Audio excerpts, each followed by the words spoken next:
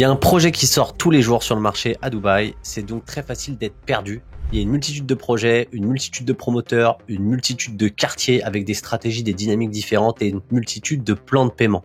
Dans ce cadre-là, c'est très facile de se perdre, de faire des erreurs. Je m'appelle Clément. Pour ceux qui me connaissent pas, je suis agent immobilier à Dubaï et j'ai accompagné un petit paquet de clients à présent à prendre des bonnes décisions. Et du coup, je vais vous partager à travers cette vidéo un processus de 5 étapes simples pour savoir comment investir à Dubaï en 2025. Et la première étape pour commencer, c'est le budget. Pourquoi c'est important de voir ça en premier? Tout simplement parce que sinon, vous allez vous perdre dans la complexité du marché de Dubaï, alors que si vous appliquez ce filtre simple de l'argent, ça vous dessinera un peu quelles sont les 2-3 options max accessibles pour vous et qui vous correspondent. Rentrons dans le vif du sujet. Combien ça coûte globalement les appartements à Dubaï? En gros, on va faire ça assez simplement. Il y a les zones ultra premium, où globalement, ce qu'on va voir, c'est qu'une chambre, ça va coûter autour de 550 000 euros. On va avoir les zones premium, où on va voir que des one bed, en gros, ça va être autour de 400-500 000 euros. Et on va avoir les zones plus accessibles, où globalement, une chambre seront autour de 250 000 euros et les studios autour de 160-180 000 euros. Ok, mais concrètement, on se demande, ok, mais à quel quartier ça correspond? C'est quoi premium? C'est quoi ultra premium? Donc, allons dans le détail. Ok, donc si on regarde la carte de Dubaï, globalement, on va mettre en rouge les zones ultra premium. Si on va viser tout ce qui va être autour de la marina, on sait qu'on va être au-dessus de 550 000 euros pour un one bed. Et on aura beaucoup de mal du coup à trouver quelque chose qui n'est pas justement un one bed, c'est-à-dire un studio. On va être exactement dans le même ordre de prix sur tout ce qui va être Dubai Island, qui est du front mer à quelques proximités du centre-ville et de l'aéroport. Ensuite, si on va voir un peu tout ce qui va être zone premium et pas ultra premium, on va voir tout ce qui est le centre-ville, ok, et l'extension du centre-ville. Ici, il faut compter au moins 400 000 euros à peu près, entre 400 et 500 000 euros pour une chambre. Pareil, avec des difficultés à trouver tout ce qui va être des studios. Ensuite, si on va dans les zones qui restent toujours premium, on a la zone ici, on va dire, de Meydan, où on va trouver des appartements pareils aux alentours de 400 000 euros sur des one bed. Et pour finir, dans les zones qu'on va appeler les plus accessibles, on va avoir d'un côté tout ce qui va être autour ici de JVC, on va avoir ici tout ce qui est autour, en tout cas Dubai Land Residence Complex, donc autour de Dubai Silicon Oasis. Et ici, globalement, ces prix vont être assez proches. On va avoir des one bed autour de 250 à 300 000 euros et on va avoir des studios autour de 160 à 180 000 euros. On aura aussi une zone ici à Majan où il y aura effectivement aussi des projets off-plan assez accessibles. Ok, maintenant la question que vous devez vous poser, c'est ok, mais est-ce que moi je peux les acheter ou pas? Pour répondre à cette question, vous devez identifier 2 éléments clés chez vous. Le premier, c'est l'apport. Combien de cash tout de suite, si demain fallait acheter, vous avez de dispo pour mettre dans le bien? Première chose. La deuxième chose, c'est quelle est votre capacité à mettre de côté de l'argent? Concrètement, combien d'argent vous êtes capable de mettre par mois de côté pour cet investissement? La raison pour laquelle je vous demande ça, tout simplement, c'est parce que globalement, les biens à Dubaï se plaient sur entre 2 et on va dire 4 ans d'horizon sur la longueur avec des plans de paiement, c'est-à-dire des paiements étalés.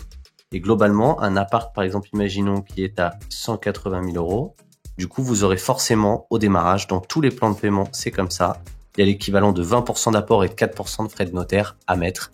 Du coup, le cash que vous avez dispo maintenant garantira la possibilité ou non de pouvoir se positionner sur un bien à Dubaï. Concrètement, ça veut dire quoi? Ça veut dire que globalement, pour vous positionner sur un studio, il faut au moins 43 000 euros d'apport minimum dans les zones accessibles. Il faut à peu près 60 000 euros d'apport pour un one bed.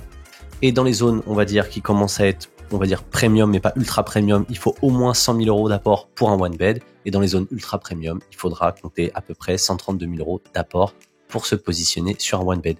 Donc déjà, avec ce point-là, ça vous permet d'avoir un filtre pour pas vous éparpiller sur quelle zone vous pouvez aller pour faire votre achat à Dubaï. Maintenant qu'on a bien défini notre budget, le deuxième point sur lequel il faut tout de suite aller, c'est quel est votre but? Pourquoi vous faites cet investissement? Pourquoi c'est important? Tout simplement parce que vous faites un investissement long terme et du coup, il faut que vous soyez carré là-dessus. Pourquoi je le fais et dans quel but? tout simplement parce qu'en fait, si vous vous trompez, c'est compliqué d'aller revenir en arrière. Alors même si le marché de Dubaï est volatile, faut au moins attendre 2 ans que ce soit construit. Et c'est surtout, il faut vraiment clarifier vos buts avec la personne avec qui vous allez échanger pour être sûr que les endroits où vous allez acheter correspondent à ce but.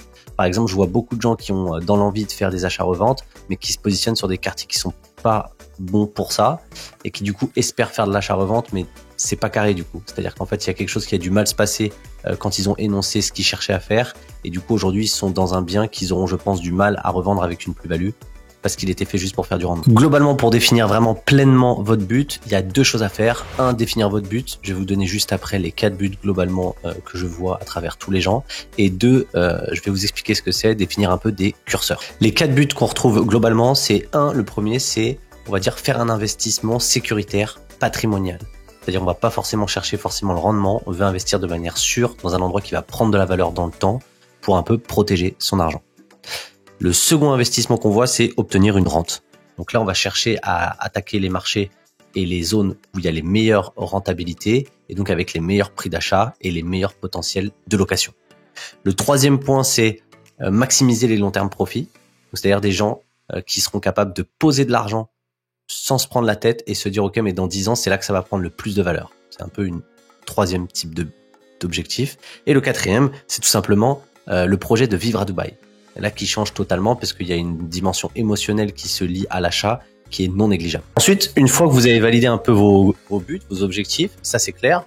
Certains peuvent se mixer, mais c'est pas bien grave. Le but, c'est d'aller valider un peu, moi, ce que j'appelle des curseurs, c'est-à-dire, ok, le premier, on va dire, c'est émotionnel. À quel point, par exemple, ici, on va dire, ça va être super important pour vous de flasher ou pas sur le bien. À quel point, par exemple, ici, vous en avez strictement rien à faire. Ensuite, il y a l'aspect rendement. Par exemple, je donne un exemple simple. Les meilleurs rendements, ça peut être par exemple un achat dans un promoteur pas exceptionnel, mais du coup loué par, j'en sais rien, de la communauté pakistanaise indienne, dans un quartier pas très bien, mais c'est le meilleur rendement. Voilà, c'est ça le meilleur rendement. Donc à quel point le rendement, en fait, c'est important pour vous ou pas. C'est vraiment un point aussi. Et le dernier point que je trouve qui est très important, c'est la notion de risque. La notion de risque, en fait, elle est simple, c'est à quel point vous allez vouloir vous sentir safe vis-à-vis de votre investissement. Pourquoi ? Parce qu'en fait, il y a des zones où il va y avoir beaucoup plus de gains, mais il y aura beaucoup plus de risques. Et du coup, ce curseur, il est important à travailler. Ça vous permettra d'affiner en fait où est-ce que vous vous sentez à l'aise d'investir ou pas. Et est-ce que vous êtes vraiment capable de prendre des risques ou pas. Le but, c'est d'aller affiner quelles zones vous correspondent. En effet, en fonction de votre budget et de votre but, c'est assez simple de savoir quelles sont les zones qui correspondent à vos objectifs et qui vont matcher parfaitement avec ce que vous souhaitez accomplir. Concrètement, si on reprend la carte et qu'on reprend un peu les différents profils et les objectifs, ça donne quoi ? Mais tout simplement, si on reprend par exemple quelqu'un qui veut mettre de l'argent de côté, vraiment sécuriser, avoir un investissement le plus safe possible, le but, ça va être d'être dans les zones névralgiques de Dubaï, potentiellement déjà développées, ou d'être le plus proche de ces zones-là centrales afin de sécuriser votre achat. Et globalement, ces zones, ça va être quoi ? Donc, il y a Dubaï Marina, il y aura le Downtown, il y aura Business Bay, en gros ici. Il y aura Dubaï Creek Harbour, qui est le centre-ville de Emma, l'extension du centre-ville de Dubaï. Et il y aura Meydan, qui sont les deux zones, on va dire, ici, Dubaï Creek Harbour et Meydan, où il y a énormément de projets off-plan, où ces personnes-là pourront tout simplement acheter un bien et avoir la sécurité d'être le plus proche possible du centre-ville, donc peu de risques, d'être dans une zone très bien placée, premium, qui va forcément prendre de la valeur dans le temps. Maintenant, le deuxième profil, c'était des personnes qui cherchent à avoir une rente. Donc ces personnes-là, en fait, tout simplement, ce qu'elles vont chercher, c'est quoi ? C'est les quartiers où l'immobilier reste à des prix le plus accessibles et où les loyers sont les plus élevés. Et ces zones-là, en fait, on aura toute la zone qui est autour de JVC. Donc on peut avoir JVC, Arjan, Motor City, Sport City, etc. On aura toute la zone qui est Dubaï Land Residence Complex, qui vient de se lancer l'année dernière très fortement et qui est très intéressante aussi. Et pour finir, on aura aussi des zones telles que Majan, juste ici. Il y a des profils de personnes qui vont chercher à faire de la rentabilité et qui ont un plus gros budget. Ces personnes-là, ce qui sera intéressant, c'est de voir le potentiel Airbnb de destinations telles que Dubai Island, ou potentiellement, quand ils mettront 550 000 € dans un one bed, ils auront la potentialité de le louer à l'année en Airbnb, ce qui peut représenter un revenu énorme et pour eux aussi d'avoir un pied-à-terre le jour où ils viennent à Dubaï de temps en temps. Le troisième profil qu'on avait vu, c'était tout simplement des gens qui cherchent à faire des gains et qui sont prêts à poser de l'argent sur le long terme. Dans ce cas-là, toute la partie gauche, on va dire, de Dubaï, c'est-à-dire tout ce qui va être le développement en fait de l'extension tout simplement de la ville avec du coup la Palm Jebel Ali, les communautés de villas qui se font à côté du futur aéroport. Tout ce genre de projets peuvent être très intéressants. Et sinon, un peu plus moyen-termiste, ce qui est intéressant, c'est toutes les communautés, on va dire, de villas qui sont en cours de création dans Dubai Land et qui vont forcément prendre de la valeur. Le but dans ces cas-là, c'est soit d'arriver dans une zone au tout début, soit d'arriver dans une communauté au tout début pour être sûr que ça prenne de la valeur avec le temps. Et pour finir, le dernier achat, c'est un achat émotionnel. Et du coup, là, c'est difficile d'aller définir une zone. Le but, c'est plus d'affiner quel est votre style de vie, comment vous vivez aujourd'hui, qu'est-ce qui est important pour vous. Quand vous avez visité Dubaï, par exemple, quels étaient les points clés, où est-ce que vous verriez vivre, et d'affiner ce projet ensemble. Maintenant, vis-à-vis des curseurs, voilà ce qui peut se passer. Pour quelqu'un qui cherche à investir dans les zones en rouge pour se sécuriser, il y a des gens, par exemple, ils seront beaucoup plus rassurés, donc ils chercheront là encore plus la sécurité à aller acheter soit du Emaar, soit dans Downtown, soit dans Business Bay. Et il y en a d'autres qui seront beaucoup plus intéressés, par exemple, d'aller acheter dans Meydan, qui représente une plus grosse opportunité avec d'autres types de projets. Par exemple, dans le cas, par exemple, des gens qui vont chercher la rente, il y a des gens qui vont trouver que ici, à Dubai Land Résidence Complexe, étant donné que c'est un quartier qui est en pleine création, il y a un risque. Ils savent pas s'ils vont louer. Du coup, ils vont absolument vouloir privilégier les zones déjà, on va dire, en place autour de JBC. Il y a d'autres gens, par exemple, qui vont absolument vouloir beaucoup de rendement et de la capitalisation dans le long terme, qui vont absolument vouloir se positionner sur ce quartier parce qu'ils savent que globalement, dans la création d'un quartier, quand on arrive au début, il y a plus de chances de faire des très bonnes affaires dans le futur. Et pour finir, dans les gens qui sont par exemple le profil 3, il y a des gens qui accepteront le risque d'aller sur l'extension et que ça prendra beaucoup de temps potentiellement d'aller faire des gains dans le futur de Dubaï. Et il y en a d'autres qui voudront trouver un compromis et qui chercheront à acheter au démarrage de certains débuts de villa dans Dubai Land, qui peut constituer par exemple le même style de stratégie, mais un peu plus safe et un peu plus moyen terme. Si vous souhaitez continuer de monter en compétences sur le marché de Dubaï pour vous sentir plus à l'aise et affiner votre projet, n'hésitez pas à vous abonner à la chaîne pour voir les autres vidéos et du coup être au courant de l'actualité. Si vous souhaitez tout simplement, vous avez des questions, vous souhaitez échanger avec quelqu'un, n'hésitez pas à me joindre à ce numéro. C'est mon travail d'accompagner des gens comme vous du process de réflexion jusqu'à l'achat et après pour investir à Dubaï de manière sûre et sereine. Vous commencez maintenant à avoir une vision assez claire de qu'est-ce que vous voulez faire, où ça et dans quel but. Maintenant, le but, ça va être d'aller rentrer dans le détail tout simplement et d'aller dans la totalité des projets sur les zones qui vous intéressent. Et un des filtres intéressants à ce moment-là, ça va être tout simplement les développeurs, c'est-à-dire les gens qui construisent et qui gèrent la construction du bien que vous allez acheter.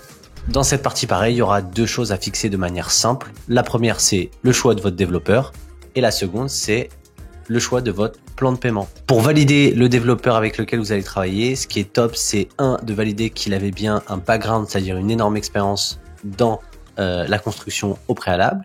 La deuxième chose, c'est de valider qu'il a lancé des projets. Et la troisième chose, le Graal, c'est qu'il est déjà livré pour que vous puissiez potentiellement voir déjà à quoi ça ressemble, voir les performances des gens qui louent dedans, à combien, voir combien les gens qui ont acheté chez eux ont fait de plus-value.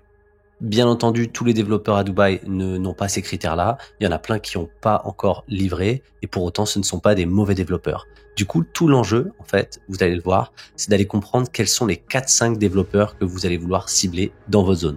Pourquoi ? Tout simplement parce qu'en fait, vous allez voir que les développeurs qui ont déjà lancé des projets, qui ont une expérience dans la construction et qui ont déjà livré, ils peuvent être parfois aussi surcotés, c'est-à-dire qu'ils vont coûter cher, ils vont être difficiles d'accès, au lancement il y aura plein de personnes et ils vont proposer des plans de paiement qui sont pas toujours les plus intéressants. Donc votre enjeu, ça va être de cibler ces gens-là parce que ça reste les meilleurs et d'aller chercher quelles sont les pépites qui sont en train de se lancer, qui sont très sérieuses, qui sont très qualitatives, qui n'ont pas encore livré, qui présentent des plans de paiement intéressants et qui peuvent s'ajouter dans votre sélection, qui peuvent être des opportunités intéressantes. Allons-y, rentrons donc tout de suite dans le détail. Ce que vous avez ici, c'est un mapping des développeurs de Dubaï, classés par sectorisation. Donc ceux qui sont dans le luxe, ceux qui sont dans le premium, ceux qui sont dans le middle et ceux qui sont dans le mass market. Et le but, c'est d'aller voir sur chacun des profils qu'on avait étudiés ensemble, tout simplement, qui va s'orienter vers quoi et pourquoi, pour vous donner encore plus d'informations pour avancer tout seul. Donc là, on reprend le profil de la personne qui voulait investir typiquement downtown, Business Bay, Dubai Creek Harbour ou par exemple Marina. Cette personne, globalement, dans ses choix, elle aura quand même souvent du Emaar, du Ellington et du Shoba. Et dans en fait cette sélection, elle pourra choisir en fonction de ses affinités ce qui lui plaît ou pas. Par exemple, on va avoir des prix potentiellement plus intéressants parfois chez Shoba. Ellington va être plus cher, mais il va apporter cet aspect sécuritaire et très limité, très rare, qui fait qu'on aura le sentiment qu'on pourra revendre potentiellement plus vite, plus facilement et avec des plus-values. Voilà. pour donner un exemple je peux pas rentrer plus dans le détail, mais très succinctement. Ensuite, pour les personnes qui vont chercher la rentabilité, globalement, eux, ils vont avoir accès à un pool beaucoup plus élevé. Donc, il y en a plus que ça, mais j'essaie de vous mettre les principaux. Donc, on voit Imtiaz, Prestige One, Leos, Iman, Bingati, Panthéon, HMB, Diyar. Voilà. Typiquement, aujourd'hui, de manière simple, Imtiaz, c'est un peu le choix qui s'impose. Donc, ils livrent meublé, ils ont déjà livré, ils ont fait des livraisons, ils ont prouvé qu'ils étaient bons. Donc, c'est un peu le choix de la sécurité, le plus simple. Néanmoins, ça coûte quand même cher. C'est des plans de paiement qui chargent beaucoup sur la première année, qui vous demandent 40-50% de la somme. Du coup, potentiellement, parfois, ça peut être intéressant d'aller vers des personnes comme Panthéon, qui ont déjà livré aussi, et pour lesquelles, par exemple, vous pourriez vous positionner sur un studio, sur Imtiaz, et là, vous pouvez vous positionner sur un one bed. Donc, c'est un niveau qualitatif un peu en dessous, mais ça peut être intéressant. Et pour finir, les dernières options, c'est effectivement, il y a des promoteurs tels que Prestige One, Leos, Iman, qui sont très prometteurs et très intéressants aussi, sur lesquels vous pourrez vous positionner. Et pour finir, on voit Bingati qui a la particularité de livrer très vite et de construire très vite, qui peut correspondre aussi à un type de besoin pour un investisseur qui a déjà le cash dispo et qui veut la rentabilité le plus vite possible et qui ne veut pas attendre. Voilà, pour les profils numéro 3 qui veulent investir tout simplement sur le long terme, globalement, ils auront souvent du IMAR et du DAMAC. Et là, ça va être affaire de goût et affaire de à quel point vous voulez faire acheter bas en prix ou pas. Et ce sera un débat entre globalement ces deux acteurs majoritairement. À ce stade-là, il y en a certains d'entre vous qui sauront déjà qui sont, ce qu'ils veulent, quel quartier cibler, et du coup, ces gens-là, même potentiellement les promoteurs, et du coup, ils auront envie d'avoir une vision de, ok, moi dans la zone, j'aimerais savoir c'est quoi la totalité des projets qu'il y a dessus et qu'est-ce qui est intéressant dessus. J'ai ça pour vous, ça se présente sous format de tableau avec à chaque fois le projet, les prix, les plans de paiement et les points clés. En plus de ça, j'ai ajouté un petit concept un peu tier list où je classe en gros les projets selon ce que j'en pense. N'hésitez pas, si ça vous intéresse, à me contacter par WhatsApp pour avoir ce récapitulatif. On en profitera par la même occasion, si ça vous intéresse, de faire un échange ensemble pour que je vous apporte un peu tout l'aspect qualitatif derrière, c'est-à-dire quelles sont les informations vraiment derrière et pourquoi j'ai fait ce classement dans ce sens. Maintenant, vous avez défini votre budget, vous avez vu votre but, vous avez identifié les zones, vous avez identifié les développeurs. Effectivement, vous avez vraiment bien avancé. Aujourd'hui, maintenant, il faut pas oublier, il faut cette dernière étape qui est très importante. C'est tout simplement l'étape des détails et je vais rentrer exactement, globalement, dans le point qui est le plus important pour moi, c'est la planification des sorties de votre trésorerie sur les années à venir. Pourquoi le détail c'est important? Parce que plein de raisons. Déjà, il y a plein de publicités qui vous font croire qu'il faut que 20% d'apport, c'est faux. En réalité, il faut 24, il y a 4% de frais de DLD. C'est des choses, par exemple, des micro-détails comme ça, mais à prendre en compte. Deuxième chose, quand vous allez faire votre achat, vous verrez qu'il y a des admin fees forcément cachés dans la gestion de votre achat. Quand vous l'achetez, pareil, il faut les avoir notés pour les prendre en compte. Ensuite, je trouve que c'est très important d'avoir une énorme vision de la planification des sorties de votre trésorerie pour vérifier que tout est OK pour vous. Et sur la future aussi, la projection de votre bien, il faut avoir une idée de sur quel type de loyer on peut partir, quel type de renta, surtout quand vous avez du post-handover, avec quels vont être les service charges. Donc notez les service charges et quels frais vous allez allouer aussi à la location de l'appartement à l'agence immobilière qui va le louer. Concrètement, qu'est-ce que j'entends par là? Tout simplement, par exemple, pour certains de mes clients, vous voyez ce que je fais. J'ai un fichier Excel où j'ai projeté en fait la totalité des plans de paiement selon les différents promoteurs et ce que ça donne. Et par exemple, ils peuvent, comme ils veulent, on peut changer les prix des apparts selon ce qu'ils choisissent. Ça leur permet de voir la projection de leur sortie d'argent en AED et du coup traduit avec le taux actuel en euros. Et puis ça peut leur permettre aussi, dans certains cas, de voir en fait s'ils font plusieurs investissements en cochant différentes cases, de voir quel va être le cumul de leur trésorerie. Par exemple, s'ils achètent un studio à Dubai Land Residence Complex et un one bed à GVC. L'idée, c'est d'avoir exactement le même type de fichier pour tout ce qui va être la projection de loyer avec la rentabilité brute et nette, afin d'avoir une vision globale très claire de combien de cash vous allez sortir et surtout qu'est-ce qui va rentrer dans le futur. Cette étape, elle est cruciale. Pourquoi? Tout simplement parce que ça va vous permettre de valider que vous n'allez pas vers un plan de paiement où vous engagez dessus sans faire attention et vous retrouvez dans une situation où pendant 2 ans potentiellement, tout votre argent part là-dedans, vous devez vous serrer la ceinture et s'il se passe quoi que ce soit dans votre vie, ça peut être vraiment embêtant, donc vous évitez ça. Et 2, ce qui est intéressant aussi, c'est que vous clarifiez aussi les hypothèses de location avec votre agent pour être sûr qu'on vous vend pas non plus du rêve, partir sur des hypothèses pessimistes, optimistes, comme ça au moins tout est carré avant de partir, on sait sur quoi on va et on est serein dans son achat. Voilà, c'est tout pour cette vidéo. Si vous trouvez que cette vidéo vous a apporté un peu de valeur, n'hésitez pas à liker et à vous abonner à la chaîne. Et surtout, si vous souhaitez en apprendre encore davantage sur le marché de Dubaï, n'hésitez pas à regarder la vidéo juste là.